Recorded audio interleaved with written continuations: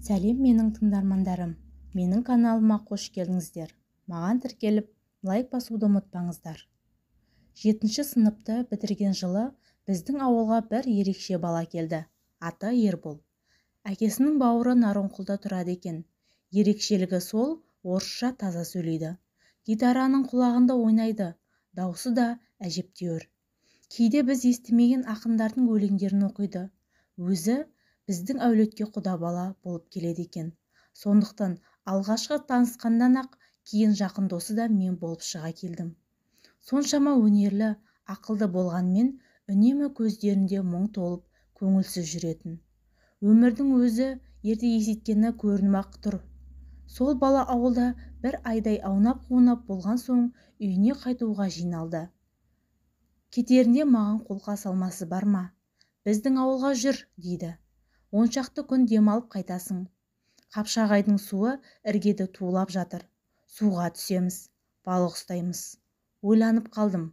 Барғым-ақ келіп тұр. Каникул біткенше әлі 2 ай бар. Ерболға да үйреніп қалғандаймын. Үйдегілер алғашында қарсы болғанмен, ойланып әкем келісімін берді. Барсын, деді. 2 қолын қалтаға салып сенделіп жүргенше демалып қайтсын. Оның үстіне бөтен емес, құдалар ғой, балаға дұрыстап қарайтын шығар. Сөйтіп Ерболдың ауылынан бір-ақ шықтым. Керемет, үйдің іргесінде теңіз шулайды. Алыстан кішігірім кемелер көрінеді. Ерболдың әкесі біз тұрғанда жұмысқа кетіп, үйде шешесі ғана қалады.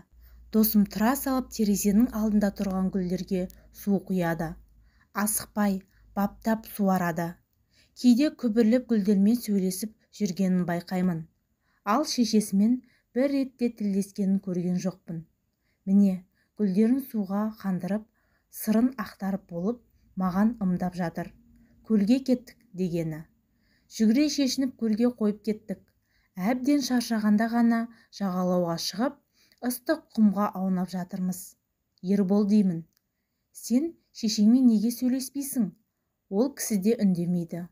Ол менің шешем емес, дейді досым, арқасын күнге беріп жатып. Анам 2 жыл бұрын қайтыс болған. Әкем маған қарайды деп, мына кісіге үйге кіргізген. Өгей шеше болады ғой, дедім мен. Кейде ол да туған анаңдай болып кетеді деуші еді. Жақсы болса жағаласып нем бар, деді Ербол жұлып алғандай. Үйге енгеннен анамның қалған дүниелерді жоюдан бастады. Байқасаң үйде анамның бір ретте суреті көрінбейді. Бәрін тығып тастады. Қалғаны анау гүлдер ғана. Анам гүлдерді өте жақсы көретін. Уақытының көбі соларды баптаумен өтетін. Үй гүлдерінің өз ерекшеліктері болатынын алғаш анамнан естігем. Раушан гүлдері үйдің ауасын тазалайды. Ана бір гүлдер үйге енген ниеті жаман жандардың жағымсыз энергиясын өзіне тартып алады. Шешем өмірден өтерінен 2 күн бұрын мені шақырып алып, маңдайымнан сипап, кемсеңдеп жатып, балам, ақылды бол, гүлдерімді қарай жүр дегенін ұмыта алмаймын. Үйдегі гүлдер анамнан қалған жалғыз естелік қой мен үшін. Ербол аунап түсіп, бір уыс бұлт көгілдір аспанға қарап үнсіз жатты. Мен де мазаламадым. Гүлдермен күнде неге сырласатынын нені түсінгендеймін. Күнде осылай өтіп жатты.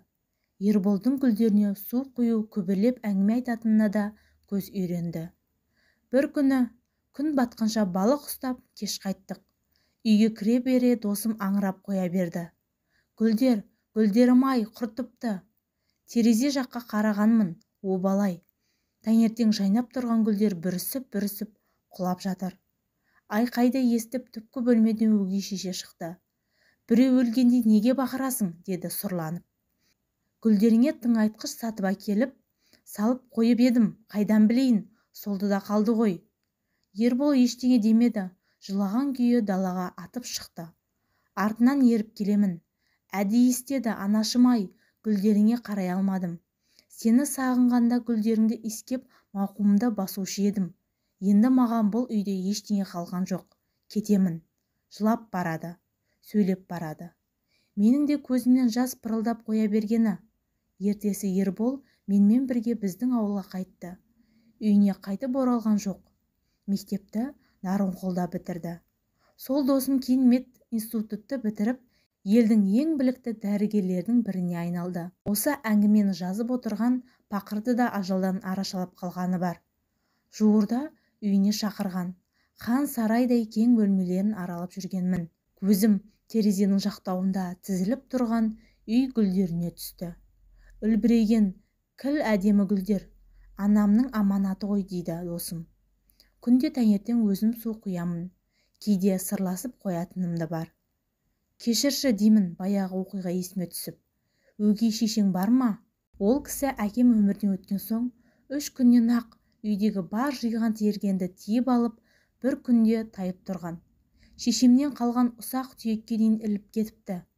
Кейін мынау қалалық ауруханада бас дәрігер болып тұрғанымда шұғыл операция жасау керек болып жетіп барсам, өлім мен өмірдің арасында арпалысып өгей шешем жатыр.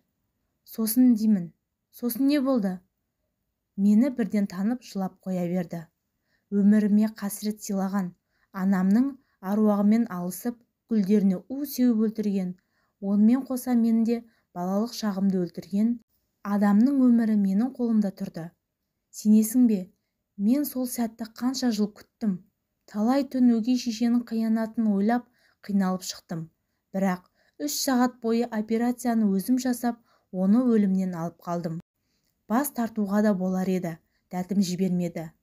Кейін қиыншылықта қайтыс болды деп естідім. Жалғыз қалған екен. Жаза шығар. Осыны айтып досым гүлдерін аялап сипай бастады.